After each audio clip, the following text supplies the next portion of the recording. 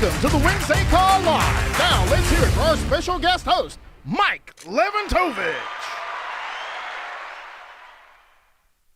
All right. Hey, gang, appreciate you joining us today. I'm grateful to have an opportunity to come in, talk with y'all a little bit. Andy is traveling, been out in Vegas the last couple of days. I've heard good things from people that were out there joining him.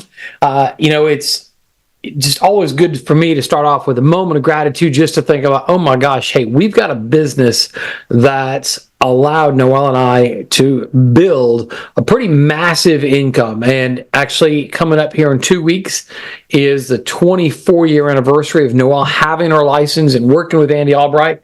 And to look back at where we thought we might get to 24 years ago, where we thought, wouldn't it be cool to make an extra $500 a week, to now where it's like, okay, we're talking about, moving our income to $2 million a year. We didn't have the vision of thinking that big when we got started, but I'm glad Andy had a vision that was that big for himself, because it's allowed us to grow ours and really change our thinking along the way. And so just grateful to have had this 24-year run. It hasn't been perfect each day or each moment, but you know what? The perfection has been in the opportunity and longevity of it for those that have stayed consistent with it. And that's really what's cool. The power of building layers of income is a piece of this business that continues to have me fired up, wanting to work on the days that I'm out here working, and knowing that I'm doing one more thing to help another agent get better, to help another family if I am, and I still help some families periodically, which is going to add another layer of renewal type income, but whatever those are helping a leader grow their business, understanding the long-term impact that has, and what we're doing on a daily basis to continue to grow these layers of income year over year. So excited to do that. Last week, Andy has been interviewing and talking to some leaders. What are they doing to take action now to have big momentum in 2024?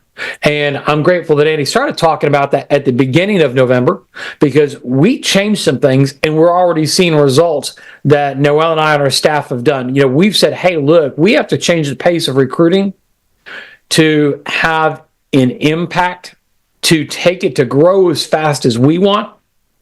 And I'm glad we started that before, we had the attack on the ark and what that did, because that could have, if we'd waited till afterwards, we could have said, oh, no. Hey, look, we set our goals to what we were going to do, and the ark did its thing, but we didn't back off of our goals and what we could control.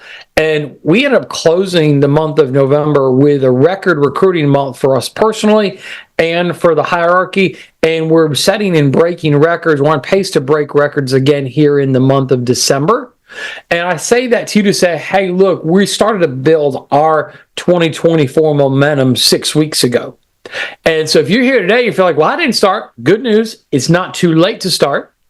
But I would challenge you to get aggressive in your thinking now, because you could go the other way and say, well, it is the 13th, and, Christmas Eve is 12 days away, which means Christmas Eve is only 11 days away, and the day before Christmas Eve is only 10 days away. So, gosh, maybe I should just pack it in and just kind of coast the next 10 days.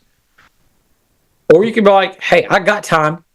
I can make some adjustments now. I can figure some things out. I can double down now, and I still got 18 days left in 2023 to build momentum into 2024.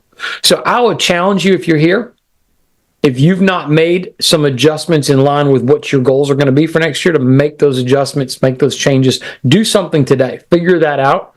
If you haven't taken some time to figure out, what are my goals? What am I trying to do? What's going to look different? How do I come into December of 2024 feeling good about my progress? If you sit there and can picture yourself in 2024, said, hey, I'm really glad I did what I did, because here was what my business looks like now. Is it how much personal premium would you want to look back and say, here's how much premium I issued? I double qualified for the trip, meaning I had twice as much production as needed. So I was able to bring not just me and a guest, but me and a guest and another couple. Do you want to look back and say, hey, in the life side, hey, I issued $500,000 personally for the year between my life and my health and my wealth. If you've not done much on the life side, do you want to say, hey, I want to be $1 million or $2 million annuity producer?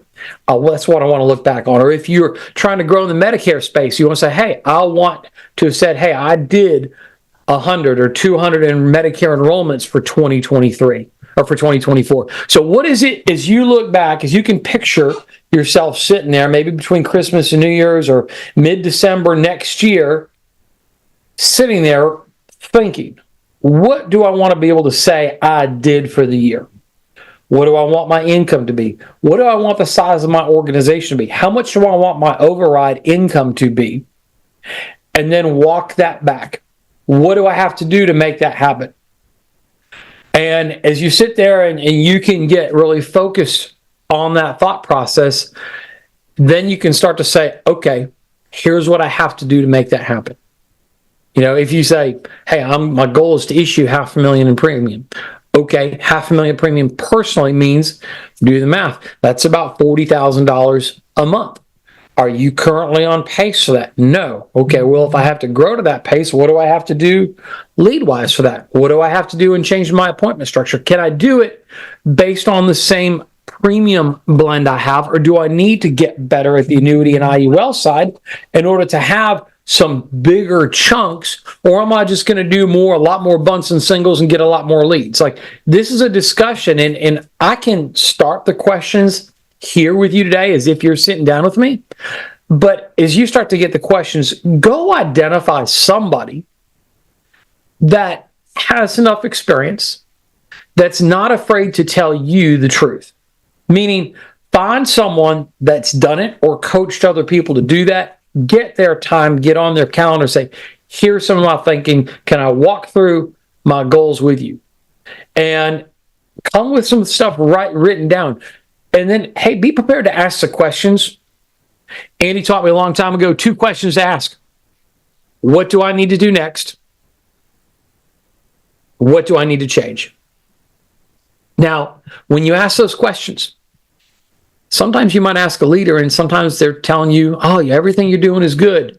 Maybe they're not sure how you're going to react because maybe you've asked for coaching in the past and you kind of crumpled up and frowned and didn't like what the answer was. So sometimes people are not sure if you really need to hear the truth. And maybe they give you a little bit of an answer to test you because they don't want to hurt your feelings.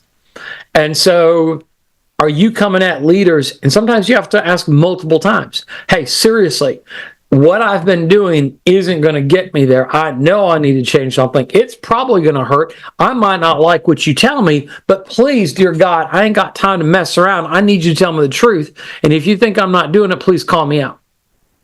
Ooh. If you make a statement like that, careful. Have your big pants on.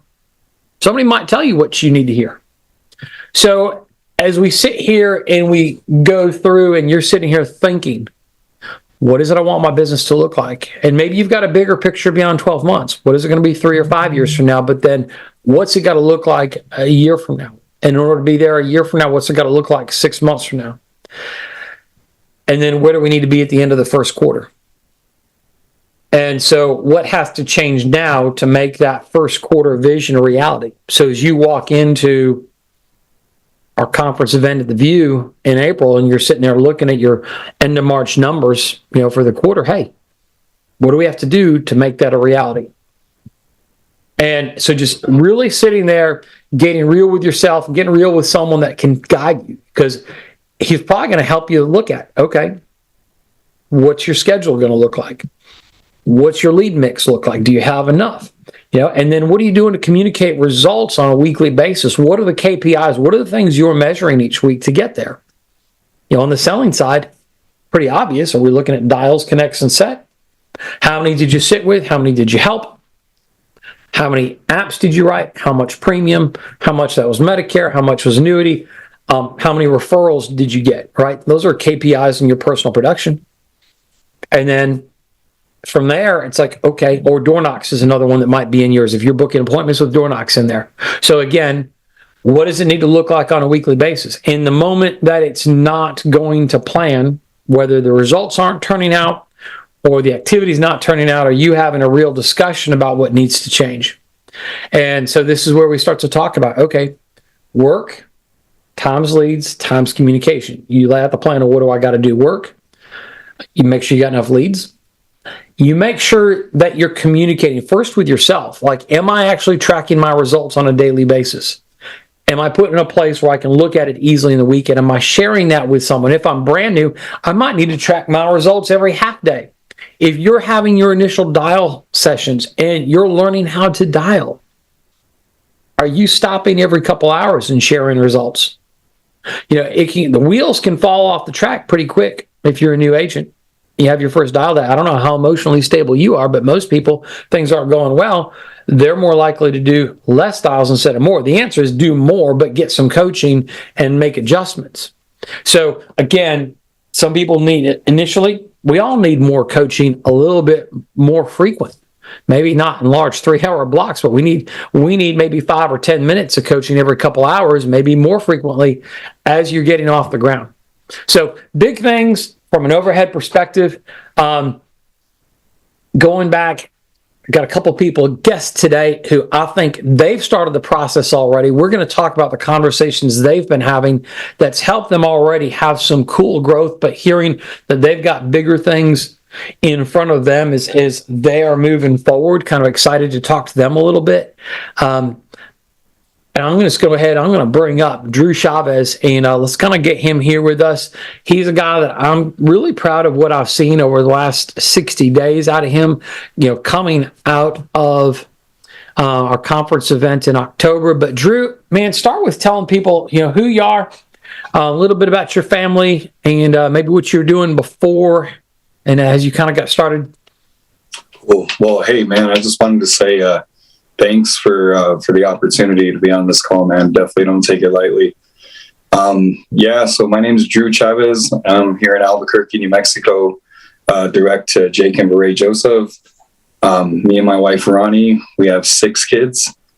And before I got into this, I was doing customer service for a big health plan here in New Mexico. And I knew a guy that I had trained that that came back into the office we were in and had a real fancy suit on. Found out that he was an insurance broker doing Medicare, and kind of got to talking to him, found out the kind of money he was making, and I was like, man, if this guy can do it, like I could do it. So I found out me and Gina Hawks are the only people that actually went looking for a job in insurance, and so I came across Jake's ad on Indeed. Called them a few times before I finally got a call back from Beret. And I told them I really wanted to sell Medicare. I knew that there was money in it. And I really wanted out of corporate America. I didn't know what I exactly wanted. I just know that I didn't want to. I was doing a whole lot at the job I was in. They kept giving me more work. And I never really got any more pay for the more work that I was doing. And so I was like, man, I know there's something more out there. I didn't know exactly what I wanted to do, but I thought I wanted to sell Medicare. Met up with Jake Joseph at a Krispy Kreme here in Albuquerque. 2 weeks later, he talked me into getting into a life insurance class and started selling life insurance, seeing the opportunity with that. And I really didn't start doing Medicare for about 6-7 months in. So since you were looking for Medicare, but he sold you on getting your life license first, what did he tell you? Yeah, he said. What did he tell you that got you to start on life instead of health? Well, one thing I noticed that he did was he didn't. I don't want to say he didn't fight me, but he agreed with me. He's like, yeah, man, like we can do Medicare here. Like, yeah, that's cool. He's like, but hey, let's get you started with life because it's faster to get through the course. We could get you started with life. It's a little easier to get rolling if you're trying to supplement some income, and then we can weave in Medicare. So he kind of like we do at dials. He acknowledged, ignored, and then moved forward for the close. Yeah, and he knew. I mean, hey, look, if this guy needs to make money, and he starts on Medicare on day one, he ain't going to make it. He knew that. He didn't maybe spell all that out. He's like, here's the path to getting good at Medicare is get good at life first, because most agents, they don't have the cash flow and the patience to build up a Medicare practice, just starting from scratch, right? If you're leaving a job, I was like, yeah. So we sell life to get making cash fast, and then weave in Medicare along the way is the platform for those that don't know that. But I want to be clear on that as a goal. Here's a goal: staying in business. Number one rule in business is stay in business. And it's tough to stay in business if you're starting exclusively with Medicare. You'll likely get highly frustrated and disappointed. Okay. All right. So let's fast forward to kind of what your premium was looking like on a monthly basis in August, September. What was your business looking like back then? And then talk me through a little bit about what happened as you got close to the end of September. So I was issue paying. Me and Jake looked at the numbers, and I was issue paying around $10,000 a month, which was cool. It was helping me pay my bills. But I was actually I had a side hustle with cell phones, buying and selling phones. I had a cousin in the cell phone business, and I was kind of trying to dabble in them both, And I mean, I knew there was money on the insurance side, and I was definitely making money on the cell phone side of things. But I just got to a point where I did a lot of traveling for like the cell phone business away from the family. And it just got to a point where me and my wife, Ronnie, had a conversation, and it was just like, hey, look, like we see the opportunity in this business. The more that I'm doing the cell phone business is taken away from me doing the insurance business, which is going to pay us a whole lot more. And so I went to Breakthrough, which was an amazing event, by the way. Just the 4 days of just not only the training, but being around the people there. It was really eye opening. And so I came back with a plan just to, hey, I'm going to start treating this like a business, because it is a business. You treat it like a hobby. It's going to pay you like a hobby. And so, really just, and then the next step was sitting down with Jake and Varay and just kind of outline what I wanted and just leaning on them. Okay. So a couple of ways that you said, I'm going to treat this like a business. What were some specific things you changed? So you talked to Jake and Ray, but what did you change? Like what were some of the biggest things that you changed that have helped you drive the results? And we'll talk about the results as well. Yeah. It's funny that you asked that, man. So I had reached out to Joe Dukes one day, we had run into some car trouble, and it just Murphy's Law, everything bad was happening at once. And so I called Joe Dukes for some advice, and just asking him what he thought I should do. And he asked me, he goes, how much pending, it was a simple question. He said, how much pending business do you have? And truthfully, I didn't know the answer to that. And he goes, so how much pending business do you have? When are you going to get paid out on that? And I was almost embarrassed to say, hey, I didn't know how much pending business I had. And that was just like an eye opener, like, hey, starting to track how much I'm issuing.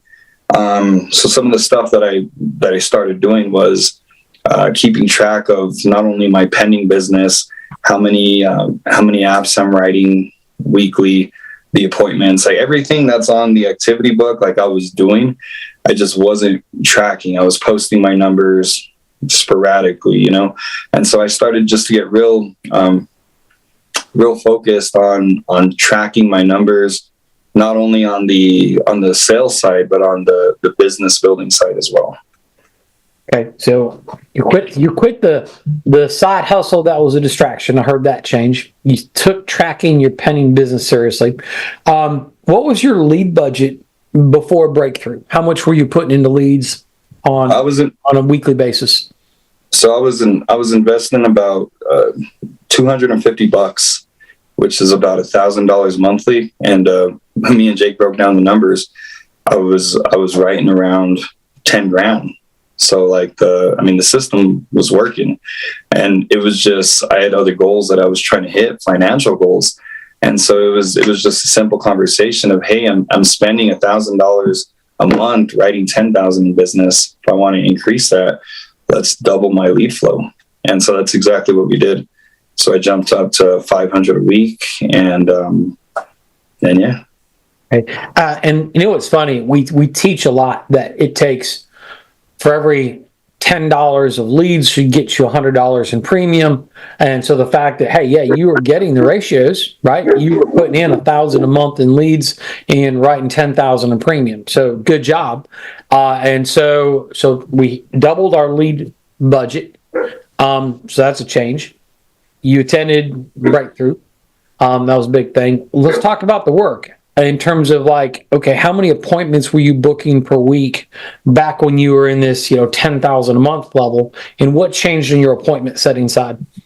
Yeah, cool. So I was, before Breakthrough, I was maybe booking anywhere from 20 to 25 appointments a week. And yeah, I mean, it wasn't really consistent. I would write out my schedule the day before my dial day every Sunday. I'd write it down. And sometimes, to be honest, I'd be writing in my schedule 10 minutes before I dial or while I'm dialing. and so, yeah, going back to treating it like a business, like me and Ronnie, sit down at the beginning of the month and we're scheduling the whole month as much as we can. Like there's always going to be some stuff that just gets thrown in there, having 6 kids, but just knowing that when I'm working, and when I'm off, I'm off. And so I went from running about 20 to 25 appointments to now running anywhere from 30 to 35. Okay. So increase your appointment commitment, and then that's a big thing. So scheduling your month ahead and looking at stuff, and that's so huge. It's interesting because I've asked people, Drew, I say, hey, what's more valuable to you, an hour of your time or $100? And some people think it's a trick question, and I'm just always curious what I get. But a lot of people, I'll say $100. Are you sure? Well, no, I'd rather have an hour. What if I said, would you rather have an hour or more of your life? What would be more valuable to you, having another hour of your life or $100? And a lot of days I said, like, take an hour of my life. I said, well, show me that you value your time. Show me your calendar. Show me what you use to manage your time. Definitely. And then I'll be like, so show me your calendar. I'll look. Like they'll show me they'll show me their calendar on their phone. It's like there's nothing in it for the next 3 months, or it says Christmas. But that's only because it's in there because, the Apple calendar says it's Christmas Day in there or whatever it is. It's like they got one thing booked, or maybe they say dial day and it's just like one day is labeled that, but they're just not living by a calendar. So here's a big thing to ask yourself. If I value time, am I actually using something to measure and manage time, or am I just shooting from the hip all the time? It baffles me that people, I manage my time in 15-minute blocks or whatever it is. So it's take an hour, but down to the 15-minute block, I'm living my day and doing, you got to think. And sometimes I have to say no to stuff because there's stuff already in my calendar. How can you say no to something if you can't even see what's in your calendar, right? Definitely. I remember when I first started, man, a conversation that me and you had when I went full-time. I still remember when I went full-time, I made the decision and called Jake, and then we talked to you. And I wasn't really asking for coaching. I really made a decision, and I guess I was looking for praise, So it was a good learning experience. But I remember when one of the first times I met you and you were telling me about the transition of going full-time, you said something that's always stuck with me. You said, you got to be willing to work just as hard, if not harder, for yourself than you were for your boss. And for a while, I mean, I thought I was doing that, you know what I mean? Juggling the two jobs. I thought I was doing that. And then I made a comment one day. I think I heard it on here. I was like, man, I'm like the coolest boss I've ever had. Being able to take time off when I want. And so now I'm just, that's something that I'm really focused on, man, is just making sure, like when I'm working. If I'm in the office from 8 to 5, if I'm done dialing around noon, then I'm working on recruiting. I'm working on pending. There's always something that could be done. Okay. All right. So, it's like, and I think you got to work. It's not just as hard. It's harder for yourself than you would a boss, especially in the first several weeks, months, or year or two. It's got to be harder, and you've got to mitigate distractions or, manage and keep them away as much as possible. It's interesting. I think the last couple of weeks I've been at the office later on several days and nights, but I also know, okay, this past year, Noel and I was telling my son, we were looking back, and I think Noel and I have had like 9 weeks of travel for fun over the course of the year, right? 9 weeks out of 52 weeks. And we've got a fun trip coming up here, early January, going someplace else, going to do something fun. But it's like, okay, I know that, but I also set these big goals for our business. Well, that means, okay, I've got to put in more work now to create that momentum. I can't just be like, oh, okay, put in the same level of effort and hope it happens. Hope's not a strategy. I've got to put more in, knowing I'm going to take time off. And so just having that, hey, I'm doing this for me. Yeah, I've got the freedom to take some time off and do some stuff. But if I'm going to run up the score, I'm going to have to put in more time if I'm still going to take that some other time to do these other things. So again, got the flexibility, but do you have the discipline to say, here's what I'm going to do because I've got a growth mindset and we're focused on moving the needle. So here's things that I heard. One, you at Breakthrough, you made a big decision there. And if somebody's here and you're listening, I'm hoping you've heard about our national conference. I'm hoping you've got a ticket already. If not, let me be the first to tell you. The dates are January 26, 27, and 28. That's Friday the 26th. I think we kick off close to 5 p.m. We'll go till late. On Saturday, we're running, morning till 5-ish. But then we've got a fun cocktail hour and award ceremony, a little bit of a party that night. And then Sunday, we're hitting it hard from 8 or 9 in the morning till about 4:30, I think, is when we stop on Sunday. You need to be there if you're serious about this as a part-time or full-time business. All of our carriers are going to be there. So if you're like, I got to learn more product, I got to build some relationship with the carriers. Yes, you do. And they will all be there to meet you. Our top selling agents will be there giving talks. We have several that have been chosen. They will be talking to you. They will also be there at breakfast, snacks, breaks, whatever, for you to go and connect and ask some more personal questions. We will have other people that have built a massive business talking about what did they do to build the structure of their business. So you've got a massive opportunity to immerse yourself for 3 days and learn a lot. Some of us are coming in on Thursday night, maybe even staying over Sunday night and leaving on Monday morning. Bottom line is it's definitely a come early, stay late event. There are still tickets available. There is even a discounted ticket at $349. The price is listed for $500. So if you didn't know about this, hey, list price is $500. There is still a kind of an early bird ticket for $349 that you can get. If you go to the Alliance, theallianceevents.com. However, the leader that you're connected with may know of a special earlier discounted price that was available. So you might check with the person that you're working with. They might have their hand on one of those super discounted tickets because you will get a lot out of this. You need to be there for you. So heads up on that. And by the way, if you're already there, there is a special VIP package. VIP package includes like a front 1 or 2 or 3 row seats that are reserved for you. And if you're like, hey, I know I'm more focused when I sit in the front row. I know I'm more focused if I'm up closer to the speaker and can get more out of the event. That might be a great investment for you or for someone on your team, because I know I like front row seats. And Drew, last week, me and my buddy, we saw the Celtics were playing up in Indianapolis, and as a good Celtics fan, I was like, it was the in-season tournament. It was a quarterfinal. I saw tickets were available, and I wasn't looking like 10 rows up. I was looking courtside or sitting behind the bench. We ended up sitting right behind the Celtics bench, and my buddy, he's got a business. He don't mind spending a little money, but he's been tight on tickets before. He looked around. He's like, Mike, these are good seats.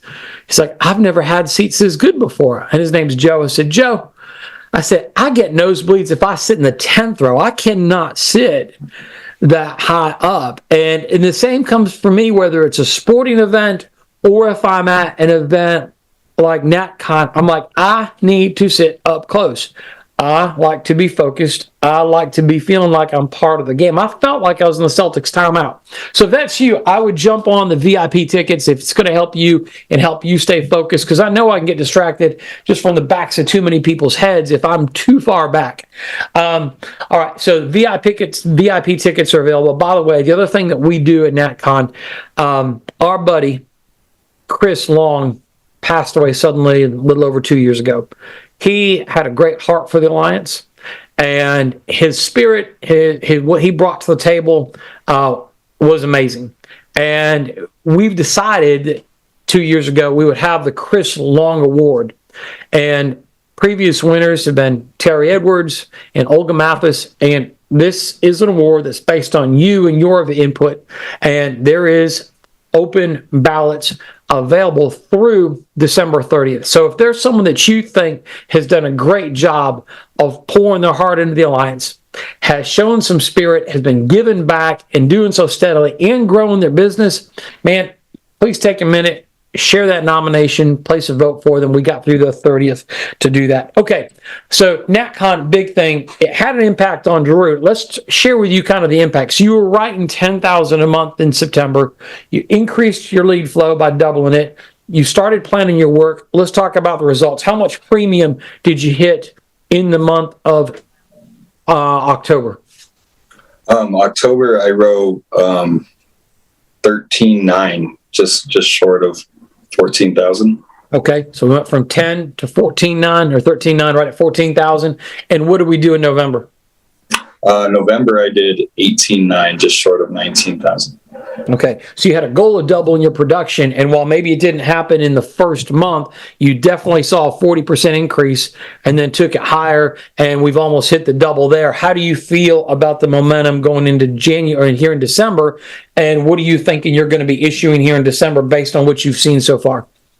Yeah, I'm excited, definitely. I'm actually I'm on pace to hit 20,000 this month, which is cool.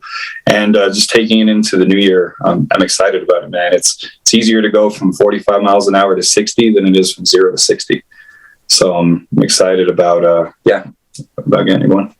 Hey, that's big. All right, so it's paying off. So we're going 10 to 14 to 19, have momentum to do 20. So it feels a lot better. So again, you have the ability now on the 13th of December to start taking action and not waiting until the 2nd of January or the 26th of December. What's one thing you can change now? What's one thing you should change? What's one thing you can do as you're sitting here thinking, I'm asking you, what can you do? What can you commit to? Who do you need to text? What do you need to read? What action do you need to take? What do you need to do to invest more in yourself to get that result? Start asking yourself these questions. Drew, you shared something else as you're writing more business and you're trying to treat this more like a business. You're telling me something else that you realize the need for with the time that you're now using to put toward your pending. Also on the building side, what are the things that you know you need to do as you continue to move forward? Hiring staff, man. Hiring staff. I mean, now that I'm having to track my own stuff, like I have great respect for anybody that does that kind of work, because like it's work. It definitely is work, you know. And I'm a true otter at heart. And me and Ray were talking the other day, and it's just like Jeff Bright made an example or set an example of what an otter is, and he was just like, hey man, like the difference between a lion and an otter, I mean, the lion or an otter will write the app and lose the app on the way home. It's been just a funny inside joke about being disorganized, you know.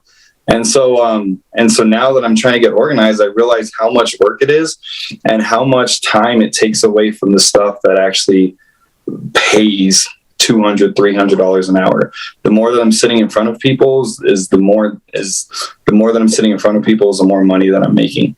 And so I was talking to Ray about it this morning, actually, about just trying to looking at hiring a staff, or even if it's 10, 15 hours, because it'll free up time for me to do $300 hour work. That's big, you know, and I think what you just said, you start to do the math. If you're doing $200 or $300 an hour work and you're limited by how much time you have, you get someone that can do work for whether it's 15 or 16 or 18 or 20, whatever it is in your market, to get somebody decent, right? Okay. Now here's the trick. Once you hire that person, if you're saying, Mike, I'm willing to work till 6 or 7 in the evening, if you hire that person to work 4 hours a day, that doesn't mean you get to quit at 4. You still got to work till 6 or 7 to cover their salary and more. That's a mistake. I got an assistant. I can work less. No. You still work 50, 60 or whatever it is hours a week, but now your time, instead of doing $15, $18, $20 an hour tasks, is now doing $100, $200, $300 an hour tasks. So that's a cautionary point for anybody when you hire staff. Some people think, oh, I'll have an assistant. I'll sit there and I'll drink beer and watch them work. No, jackass. That's not how you think. Not saying you, but for someone else, I can see in TV land out there somebody's thinking that. And it's like, no, that's not how that works. You have to work hard or harder when you get a staff, not less. You just do more on higher value activities. I've seen so many people trip up over that. And then they're like, well, Mike, I hired staff. Now I just have more expenses. I said, right, because you didn't put as much time or more to create higher value. And that's where you screwed it up. So be careful of that, Drew. So yes, get a staff. And by the way, when you hire your first staff, you might hire a dud. Oops. Be prepared to hire another one or hire 2 at once and see which one you like better. There's different ways to think about that. But again, expect to fail at hiring, just as in anything else. Being a good employer takes time. I know I've screwed up a bunch, made a lot of mistakes, but it's a process to learn. How do I get good at selecting, hiring, leading, coaching, developing a staff person, getting them to stay wanting to work for me? That takes effort, right? I found out I should brush my teeth when I go to work. Why? Because my staff. I should shower daily. Just personal hygiene, right? Now, I'm not saying I didn't, but silly things. I should be nice to my staff, but I also should be real with them. Little things like that are important, okay? All right, so getting staff, you're starting to jump in on the recruiting side. Talk about some of the things you've been doing to invest as you're trying to grow your team and do what you're doing. Share with what you need to do and change on the building side. Yeah, so a big help that I've had is just getting with Jake and Veray, whether it be on the sales side and on the recruiting side, of just getting somebody to stay accountable to. You had spoke to it earlier, and it's just finding somebody outside of yourself or your spouse that you can actually stay accountable to. Because the truth is, you'll forgive yourself, your spouse will forgive you, but if you find somebody to stay accountable to, man, it just really helps. And so one thing I've done is it's just like selling. It's just I need people to talk to, and so whether it be warm market, whether it be interviews, whatever it is, it's just like leads, because you need people to talk to. So I called up Clay from President's Club, got me an ad running on ZipRecruiter. I also opened up a Craigslist ad, been trying to use social media, and just dabbling in finding out what works, man. I just know I need more people to talk to. Okay. You know what? The ZipRecruiter deal that Clay's got is massive. Now, here's a tip for anybody that starts that, because I've seen people, it starts off good, and then after 30, 60 days, they don't like the results. So first of all, it's like fishing. If you cast out your line with a ZipRecruiter ad, you periodically need to rebait your hook. You can't just think, I'll go fishing with one minnow. No, you need a bucket of minnows and maybe some different bait, because you need to change or refresh the bait on your ZipRecruiter ad. The way it works, I'm not going to get into all the algorithms, but you'll learn a little bit. You might need to go from one city, shut that city down after 4 weeks, and go to another city, and then maybe go to a third. So you might have 3 cities you rotate your ad through. You might change what was in your verbiage, but if you want, the ad works best when it's at the top of the list.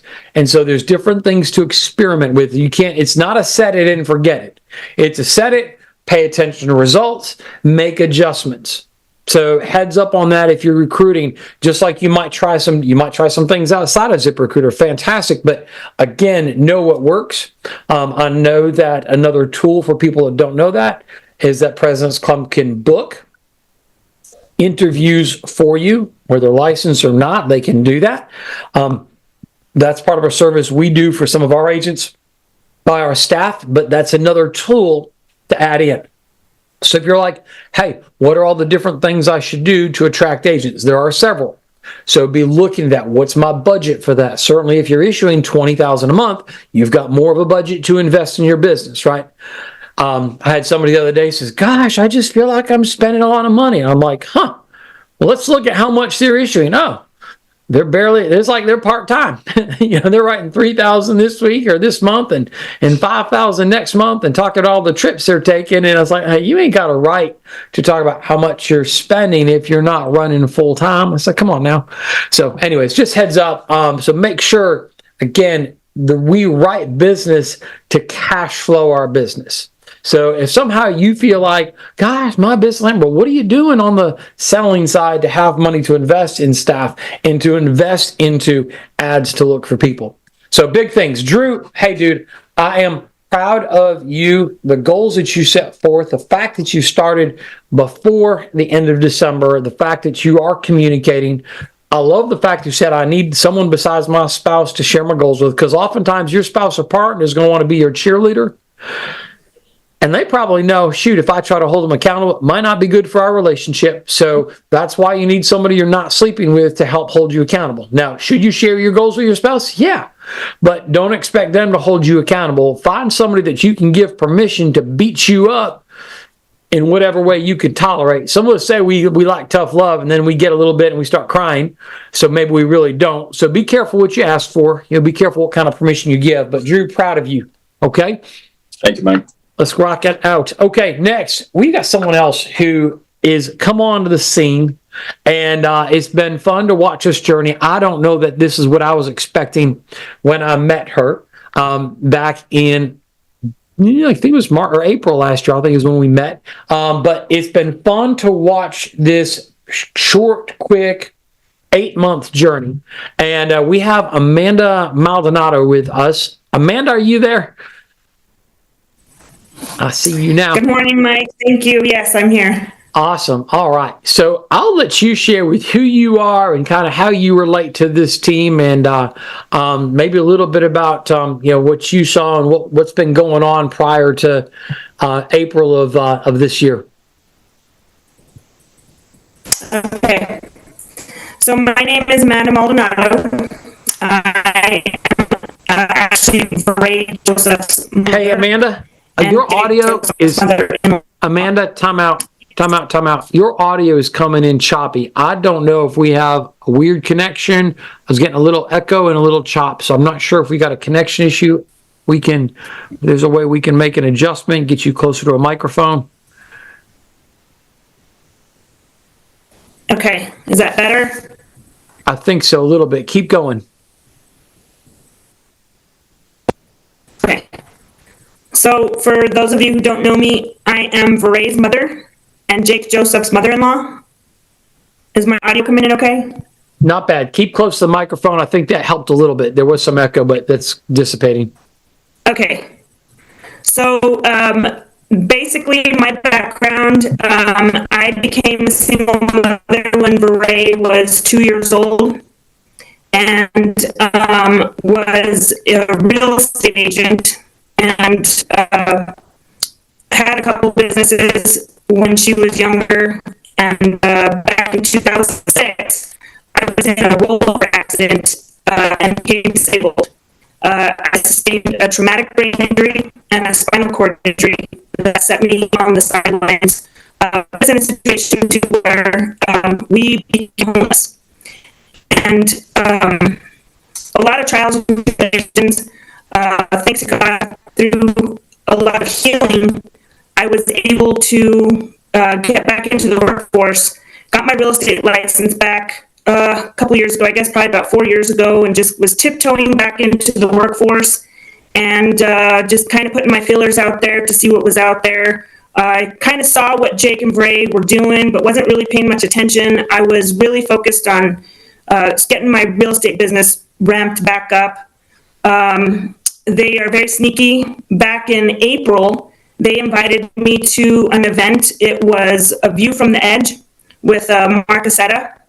And so I went and I attended, and I thought, okay, well, this is going to be an event to celebrate my daughter and my son-in-law and their accomplishments and their success.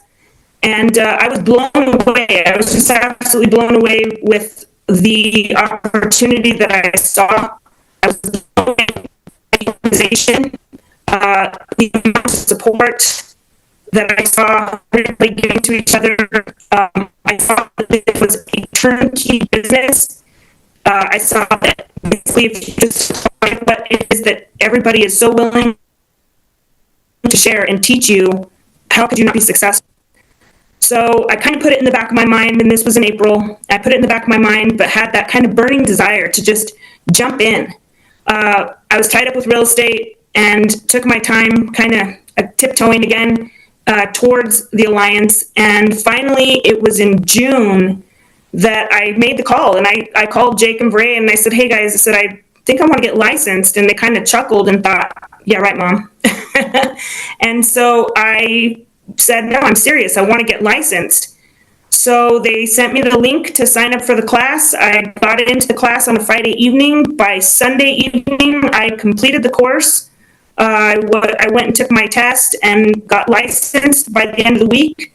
And that's how the journey began. On July 21st, I wrote my first app with my first client in the home from the lead. In August, I went and visited with a client from 8-year-old, and I found my first annuity, and I've just been kind of going forward ever since. Okay, so I'll stop for a second. All right, so hold on a second. So you had a TBI.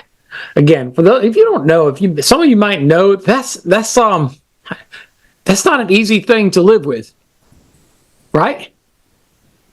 I mean, that's serious stuff. It's like, oh my God, traumatic brain injury. It's like you got to work to just do life with that.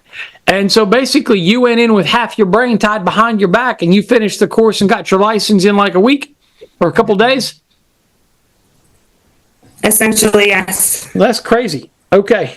So look, I mean, that's the first thing is like, hey, okay, so what that tells me is you found a person that'll do that. Not you. Now, again, don't go looking for people that have TBIs and think they're going to make good agents. That's not the secret ingredient. The ingredient is that Amanda's got fight. And I think the ingredient is that she got inspired because she got to our event in April.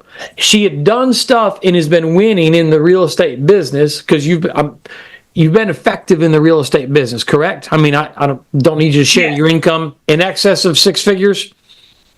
Oh, yes. Okay, so in excess of a 6-figure income, winning at life despite challenges, comes in just to hang out and meet the team. That's remember having dinner with you and Sam in Denver, hanging out, fun people.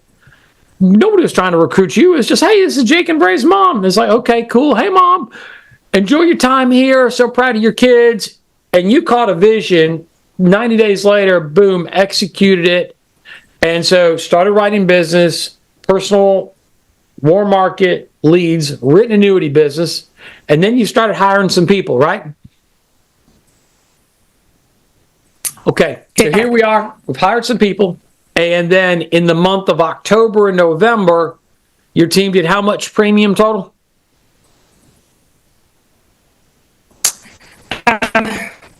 You know what? October. Okay, your audio got worse there. So let's do this. Since your audio got worse, I'll say it. She did over 40,000 in the month of October and in November, and she is now qualified district manager. So that's a huge thing. But I also know that she's got some bigger goals now. I know that she's focused more on what she's doing in leads and increasing her lead plan.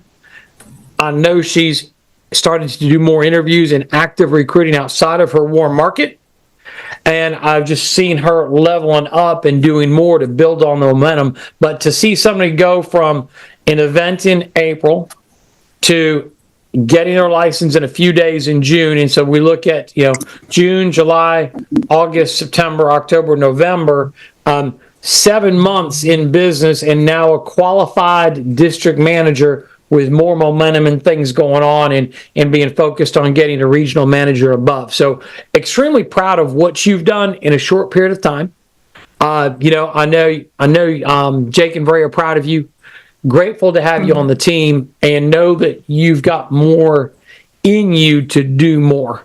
And I think the most inspiring of just watching is knowing that, hey, you've shown this ability to fight past the TBI, past the stuff you're working through physically, and just still getting out there and making things happen, and not scared to connect with people. And that just fires me up. I'm excited, Mike. I'm truthfully excited. This year, coming into 2024, I know it's important for me I feel like I've learned to fill up my pipeline to eat, but it's time to fill up my width to feast. And that's my absolute focus coming into 2024. I'm super grateful to yourself and to Noel. I get weekly interviews put onto my calendar. I don't even have to think about it. You all are just populating them onto my calendar. I'm paying for that service. It's so important to me that I literally just double down on my investment for those interviews. The goal is to just put width. So also I'm going to be tapping into resources such as President's Club, like what Drew was talking about with the ZipRecruiter ads. I've got an unique account set up. I'm just getting ready to really ramp up on my hiring. My goal is to hit regional manager by March. Okay, so regional manager by March. Do me a favor, and on your setting, you actually started coming clearer for a second, and then kind of went back. Can you turn your audio on and off within Zoom, or unplug a microphone? I don't know how you're doing that. Just if you can toggle your audio on and off, and see if that helps us at all. See if that gives us any different result. Okay. And what I heard you say is, hey, having interviews booked into your schedule, basically staff. And so somebody said, how do I do that? President's Club can do that for you. It's a service we do for our agents. But again, President's Club does a great job of that. That's buying you time. So if you're like, well, I'm not sure how to get a staff yet, but I need to do more and be more effective with my time, having interviews booked into your calendar is an effective use where you don't have to think about hiring and manage the staff or the advertising. You can just turn that flow on, kind of like leads, and have some tools there. Now, like when you dial leads for the first time, you might suck at it at first, so get some communication and feedback so you can get better at it. Don't take 3 interviews and be like, well, that didn't work. Hey, it's a new skill. So it's going to take work, it's going to take leads, and it's going to take communication. So the same thing that makes a person good at selling with work, leads, and communication also applies to recruiting. You're going to have a budget for leads or advertising. You're going to have to do the work of talking to people and getting them started. And you're going to have to get feedback and make adjustments along the way. So that same simple piece of building a business applies here. So if you're planning going into 2024, what do you need to do to be more effective at identifying talent and building? That's a skill set of work, leads, and communication. What do I got to adjust in those 3 areas? Who am I talking to that's also getting results that can give me good feedback? Amanda, go ahead. Let's see how your audio is working here. Okay, hopefully that has shifted up a bit. Is that better? Yeah, still a little touch and go there, but we'll go ahead. So we talked about your goal to get to regional manager through March and make that happen. That's huge. What else are you doing on the personal production side? What kind of goals do you have for yourself going into 2024? To my personal goals on the sales side is to remain steady and try really hard to not dip down, because it's an additional responsibility, taking on all these interviews and hiring. So I'm trying to not let my personal numbers suffer while I do this interview. So I realized that I absolutely need to hire an admin, and I'm also hiring on my real estate side as well, because I would like to focus on the insurance business. The real estate, it feeds me. But bottom line is, if I want that long-term income and that passive income, I need to focus on insurance. So I'm hiring on both sides. Yeah. Okay. All right. So I think that is a really big piece. Hey, knowing that, hey, I got to hire on both sides. That's real. If you're going to you're going to take less time from your real estate business. Yep. Going to need time to help there. The fact that you see the passive income here in this business, not much passive income on selling real estate, but there's definitely passive income here.